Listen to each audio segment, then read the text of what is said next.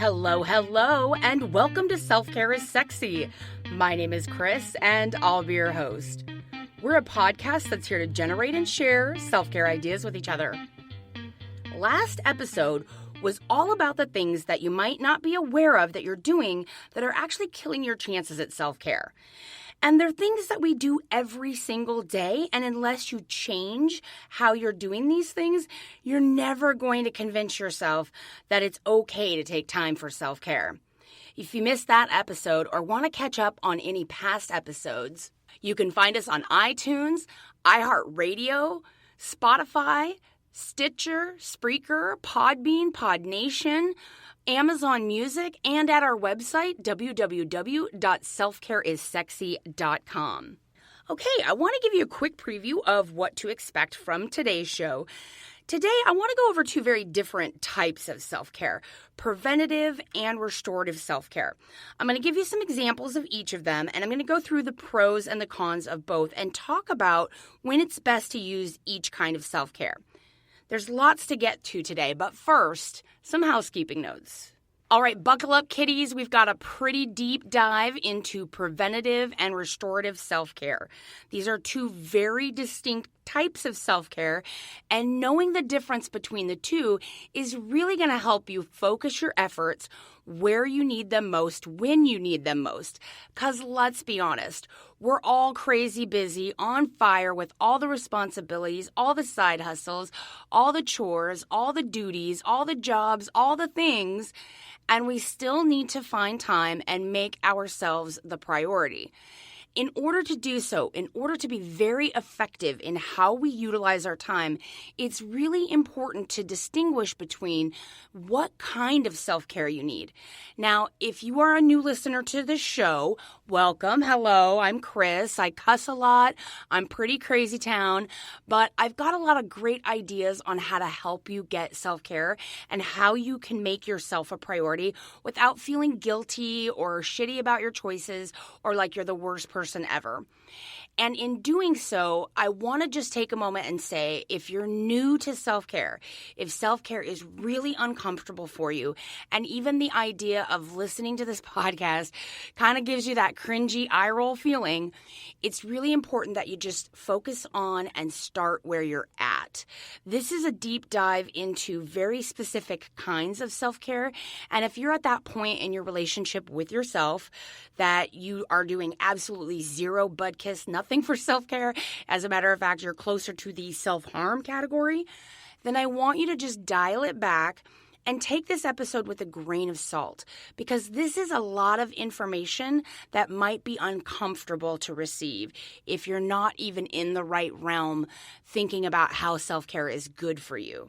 So if you're really new and you're struggling and you're challenged by even just the idea of taking 10 minutes out of your day to do nice things for yourself, or if you have a really hard time with the idea of stopping working to take a break, to go for a walk, to get water, to stand up and move your body, or if the idea of asking your partner, your husband, your kids, whatever, to help you with the laundry so that you can have an extra hour of sleep, if that really just is difficult for you to swallow, this episode might be a little challenging, because we're going to get into a deep dive between very different kinds of self-care.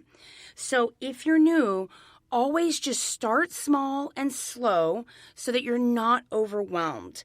So just take these little ideas and do as much as you can and be easy on yourself. Be gentle with yourself. Love yourself through listening to this episode. Get what's here for you and leave the rest. Don't get overwhelmed by what you're not doing or what you're not able to focus on. Do what you can. Now, if you're one of my returning listeners and you've been along for the ride for a while, thank you, you crazy assholes. I love you tons and tons and sticky buns. I've got a lot of great content for you today that's really going to help you take your self-care to that next level. Today, we're talking about preventative and restorative self-care. But before we get started, I want to make sure that you understand the importance of knowing the difference and when to apply them. Most importantly, like I just said, it helps you maximize your time. Knowing which one you need at which point in whatever's going on in your life is super important. Let's kick it off with talking about preventative self-care. So what is preventative self-care?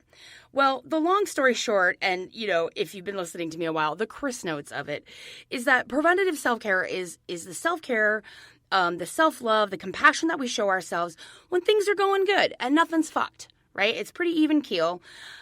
We do it because it's a habit. It's built in.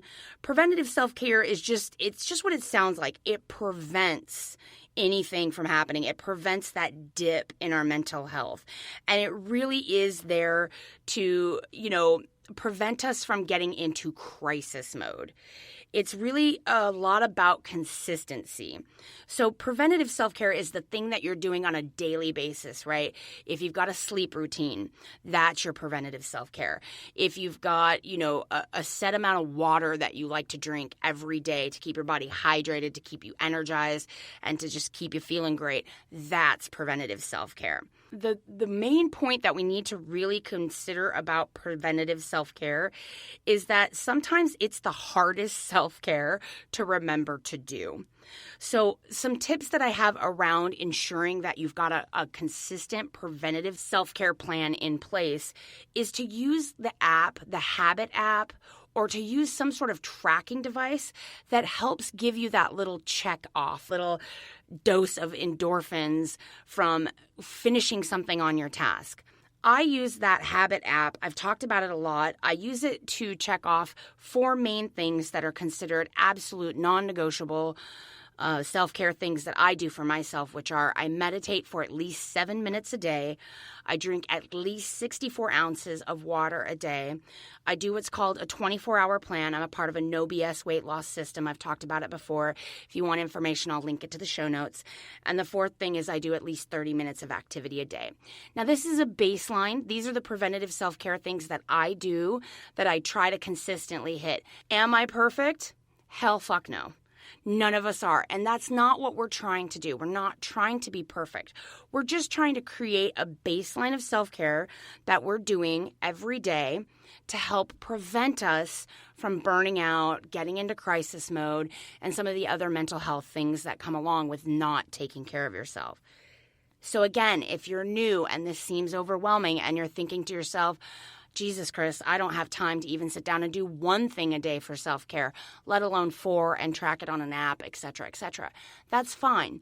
You start with where you're at and you take a minimum of 10 minutes a day to yourself. I don't care if you're staring off into space, if you're doing jumping jacks, if you're, breathing fresh air, if you're in the car for 10 minutes in the driveway listening to your favorite 1980s hair band. I don't care what you're doing for the 10 minutes, but you need to be able to at least get 10 minutes a day to give back to yourself. I mean, that's not even 1% of your total time during a day. So it's really important to just start where you are.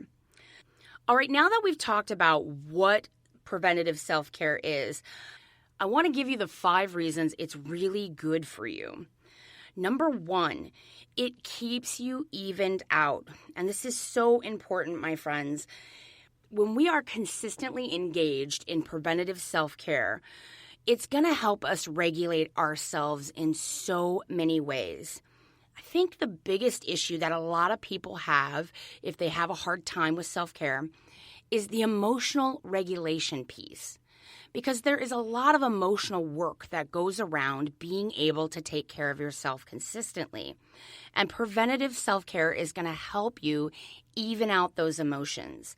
And in turn, evening out your emotions is going to help you even out your time management, your boundaries, your communication, and so much of your life is just going to fall in line once you have a set preventative self-care method in place.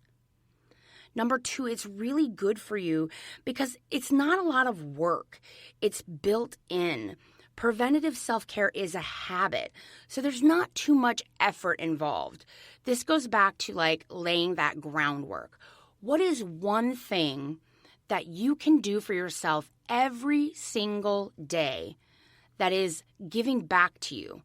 that is self-care for you that you can do no matter what's going on, no matter how busy you are, no matter if you're traveling, no matter if shit hits the fan, no matter if the power goes out and it snows in April in the Pacific Northwest. You've got to have at least one thing that you can do a day, whether that's journaling or maybe it's meditation. Perhaps it's just sitting quietly by yourself. You don't have to do anything, but you have to be able to at least give yourself a minimum amount of preventative self-care each and every day. And that's one of the most important things that I can really instill in you is that preventative self-care consistently is going to have such profound benefits on all the areas of your life. Number 3, preventative self-care is really good for you because it builds your self-confidence and it builds your self-worth. And I've got to tell you, this is so important, especially for my people pleasers, my caretakers, and my perfectionists out there. When you have a preventative self-care plan in place on the daily that's consistent, you're going to start to see this magnificent shift in the way you think about yourself. Because what's happening is you're training this part of your brain. It's called the RAS, the reticular activative system in your brain, and you're teaching it over and over every single day. I matter. I'm important. What I want to do with my life, what I want for myself is valuable. And that gives you the self-confidence to really approach life with that mentality, that you are valuable. You come to the conversation, you come to the table, you come to situations knowing your self-worth, knowing your self-confidence is there, trusting in yourself because you're going to build it over time with this habitual preventative self-care. Number 4, preventative self-care is really good for you because it prevents the burnout and the breakdowns. So like I was saying, preventative self-care is the thing that prevents the mental health crisis. These are the things that you're going to do every single day that are going to help you mentally. Now, whether that's journaling or checking in on an app or meditating or coloring or playing with your dogs, whatever it is that you do on a consistent basis to help you feel good and to take care of yourself. Number 4. Preventative self-care is so important and it's so good for you because it prevents burnout and breakdowns. And like I said earlier, it prevents the crisis. It helps keep your mental health even keel and manageable. So consistently doing these kinds of self-care things every day is going to prevent you from getting into the red. It's going to prevent you from going over the edge into uncontrollable. It's going to help you regulate your emotions in a way that you're in charge so that when things do come up, when they come up, not if. I think we've all experienced enough hardship in life to know things are inevitably going to hit the fan. And you're going to need to have that solid base in which to work from. These things that cause you anxiety and challenge do not have to be the end of the world if you've got preventative self-care in place prior to them hitting. Number 5, preventative self-care helps you show others around you that it's okay to take care of themselves as well. So this is being that example. If you want to help the people around you and you really want to affect positive change in your family, in your communities, or you've got a relationship with a friend or a coworker that's really strained, one thing that you can absolutely do to help that is to consistently show that person that you take care of yourself. So if you've got a colleague who's constantly working like a madman, never takes a day off, takes on way too many projects, stays late at the office every night, and you know that they're headed straight for the brick wall of burnout. They're drinking 10 cups of coffee, they're taking Ambien to sleep, they're having a hard time just coping with daily life. by you keeping your 10:30 tennis appointment every Tuesday, because it is a non-negotiable and that is what self-care is for you, you are showing that colleague